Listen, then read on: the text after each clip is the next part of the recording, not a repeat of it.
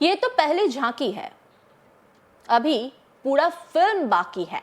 এসআইআরে 58 লাখের ডাবল নাম বাদ যাবে। এসআইআরে 58 লাখ নয়, আরো অনেক অনেক নাম বাদ যাবে বলে সাফ জানিয়ে দিলেন বিজেপি নেতা। পূর্ব বর্ধমানের রায়না 1 নম্বর ব্লকে বিজেপি নেতা দিলীপ ঘোষ বলরাম মন্দিরে পুজো দিতে এসে জনসংযোগ সারলেন। দিলীপ ঘোষের আগমন ঘিরে জনসমাগম দেখা গেল, যদিও সভার পারমিশন মেলেনি প্রশাসনের তরফ থেকে। তাতে কি দিলীপ আছেন সেই দাবাং দিলীপেই বললেন সভার জন্য আবার অনুমতির কি দরকার, যত অনুমতি দেবে না ততই সভার পরিমাণ বাড়বে। শীতের সন্ধ্যাতেও গ্রামের মানুষের উপস্থিতি ছিল দেখার মতো। রায়নায় জনসভায় তৃণমূলের বিরুদ্ধে তীব্র সুরে সরব হলেন বিজেপি নেতা দিলীপ ঘোষ। তিনি বলেন, ये तो पहली झांकी है, अभी तो पूरा फिल्म बाकी है। এসআইআরে 58 লাখে ডাবল নাম বাদ যাবে। যারা ভুয়ো ভোটারদের নাম ভরেছে তাদের চাকরি যাবে, জেলের ভাত খেতে হবে। কি বলছেন দিলীপ ঘোষ, শুনুন। দিদি জানেন, যদি জমা না দেন তাহলে বাংলাদেশে যেতে হবে। ওনার আরেক দিদি আছেন মমতাওয়ালা ঠাকুর, তিনি গুরুমাও বটেন। তিনি মানুষকে মিথ্যা কথা বললেন যে সিএতে ফর্ম ফিল আপ করবেন না, এসআইয়ের ফর্ম ফিল আপ করবেন না। ওনারা করে ফেলেছেন, ওনার মেয়ে করে ফেলেছেন। আর সিএর জন্য হিন্দু সার্টিফিকেট নিজে ইস্যু করছেন 150 টাকা করে, আর লোককে বলছেন ফর্ম ফিল আপ করবেন না। এই যে দ্বিচারিতা, এটা লোকে বুঝে গেছে। তাই দেখুন, পশ্চিমবাংলার বাইরে আরও 11টা রাজ্যে এসআইআর হচ্ছে, সব জায়গায় প্রায় টাইম বাড়ানো হয়েছে, এক্সটেনশন হয়েছে। বাংলায় হয়নি, কারণ পশ্চিমবাংলার মানুষ খুবই সচেতন। তারা 15 দিনের মধ্যে নিয়ে ফর্ম ফিল আপ করে জমা করে দিয়েছেন, বাড়াবার সময় দরকারই হয়নি। তো মানুষ এদের কথা কখনো শোনেনি, আজকেও শোনেনি, আগামী দিনেও শুনবে না। লাস্ট ডেট ছিল, এখনো পর্যন্ত 58 লাখ যে নাম, সেই নাম বাদ গেছে। 9 লাখ তো ये तो पहली झांकी है, अभी पूरा फिल्म बाकी है। এর ডবলের বেশি নাম বাদ যাবে। যেসব নাম ভরে দিদা হয়েছে, মৃত নাম বা অন্য জায়গার লোক, ফলস, ভুল ঠিকানায়, এসব ভেরিফিকেশন করবে এবং যারা ভরেছে তাদের চাকরি যাবে, জেলের ভাত খেতে হবে। একই সঙ্গে দিলীপ ঘোষ বলেন, বিজেপি দেশের 1 নম্বর পার্টি। প্রধানমন্ত্রী আমাদের, রাষ্ট্রপতি আমাদের, দিল্লিতে মন্ত্রিমণ্ডল আমাদের।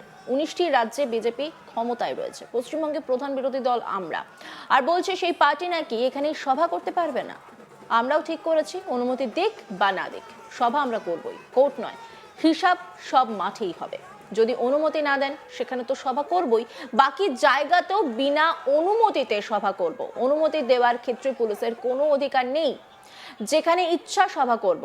সারা পশ্চিমবঙ্গে বিজেপির সভা হবে, বিনা অনুমতিতে হবে। কি বলছেন দিলীপ ঘোষ, শুনবো।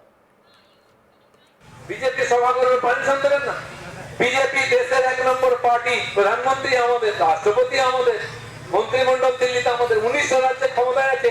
পশ্চিমবাংলায় প্রধান বিরোধী দল, এখানকার মানুষ 77 জন এমএলএ, ভারতের এমপি জিতিয়েছেন, পঞ্চায়েত জিতিয়েছেন, জেলা পরিষদ সমিতিতে জিতিয়েছেন। সেই পার্টি এখানে সভা করতে পারবে না। আমরাও ঠিক করেছি, পারমিশন দিন আর না দিন সভা আমরা করবই। ঠিক আছে? কত ভোটাররা তাই করেছিল, বিজেপি সভা করতে চাইলে করবে না। কখনো কোর্টে গিয়ে করে, কোর্টে ভোটের ব্যাপার নয়, মাঠে যা হবে হিসাব মাঠেই হবে।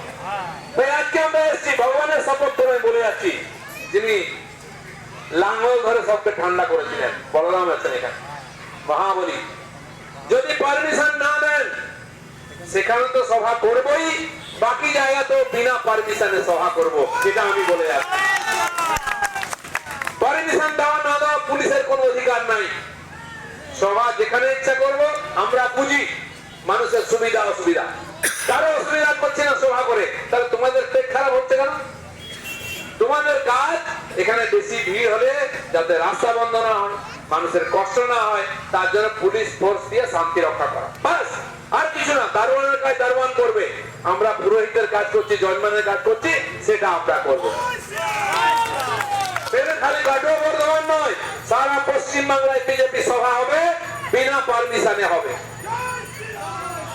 আমাকে একজন একটা গল্প শুনিয়েছিল, কিছু ছেলে পুলে আছে ট্রেনের টিকিট কাটে না, তো লোকাল ট্রেনে, এই ট্রেনে যেতে যেতে একবার আর রিজার্ভ ট্রেনে উঠে পড়েছে, ফার্স্ট ক্লাসের মধ্যে, ফার্স্ট ক্লাস বগিতে। তো টিটি ধরেছে, বুঝাই কি টিকিট নেই, উঠে পড়েছে তোমরা, এটা কিরকম বদমাইশ, এটা ঠিক নয়। বলে স্যার ওইসব বুঝি না, ঠিক না, ঠিক না। ডব্লিউটি বলে উইদাউট টিকিট, যতদিন না উইদাউট টিকিটের জন্য আলাদা আপনারা কামরা দেবেন, আমরা ফার্স্ট ক্লাসে যাবো। যেন বিজেপি বলে যাচ্ছে যতদিন পারমিশন না দেবেন সব জায়গায় বিনা পারমিশনের সভা করবো, কি ঠিক আছে তো? এই দেশটা রাজ্যটা আমাদের। ভারতীয় জনতা পার্টি দুনিয়ার সবচেয়ে বড় পার্টি, এখানে বিরোধী পার্টি, তার সভা কেউ আটকাতে পারবে না। এই যে আপনারা পুলিশের অন্যায়ের বিরুদ্ধে প্রতিবাদ করে শত শত লোক এসেছেন, সেজন্য আপনাদের আমি সেলুট করছি। এটাই হবে, এই অন্যায় অত্যাচারের বিরুদ্ধে আমরা লড়াই করবো সব জায়গায় এবং বক্তব্য রাখবো। এই আজকের সভাতে এই যে বিশাল জনসমাগম, এই যে উৎসাহ, এটা প্রমাণ করছে টিএমসির অত্যাচার, অনাচার, শোষণ, তার বিরুদ্ধে মানুষ আওয়াজ তুলতে চায়, তার বিরুদ্ধে লড়াই করতে চায়, প্রতিবাদ করতে চায়। আর আমি আপনাদের কথা দিই, আমি 6 বছর রাজ্যের সভাপতি ছিলাম বিজেপি, আপনারা দেখেছেন। আমি রায়নাতেও সভা করেছি, জামালপুরে সভা করেছি। আর জামালপুর নাম শুনে লোকে ভাবছে কি না কি, দেশের বাইরে বোধ হয়। বাংলাদেশের অবস্থা খারাপ কেন ভাই?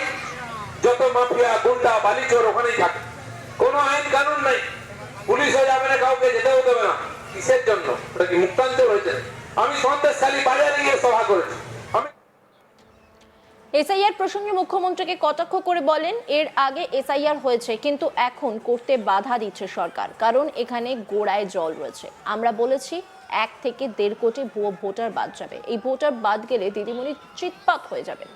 তাই যেই এসআইআর ঘোষণা হওয়ার সঙ্গে সঙ্গে রাস্তায় নেমে পড়ছেন।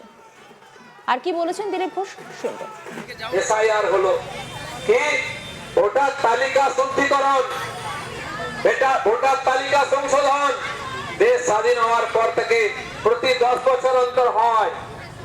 তার আগেও ব্রিটিশ আমলে হয়েছে 1919 সালে। তো কেন করতে দিচ্ছে না? কারণ এখানে জল দেওয়া আছে। আমরা বলেছি 1 থেকে 1.5 কোটি ভোটার, ভুয়ো ভোটার বাদ যাবে। এই ভোটারটা বাদ গেলে দিদিমণি চিৎপাত হয়ে যাবে।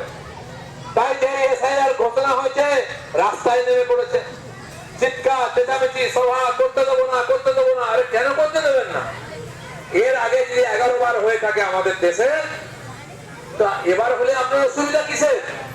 সিপিএম ছিল ক্ষমতায়, তখন হয়েছে 22-23 সালে, এই 2 থেকে 4 সাল অব্দি, তখন তো কোনো অসুবিধা ছিল না। তখন এসআইআর হয়েছে, আবার সিপিএম জিতেছে। তা আপনি এসআইআর হলে আপনি আবার জিতবেন, অসুবিধা কি? কিন্তু উনি জানেন, উনি এই বাংলার লোকের ভোটে যেতেন না, উনি ওই বাংলার লোকের ভোটে যেতেন।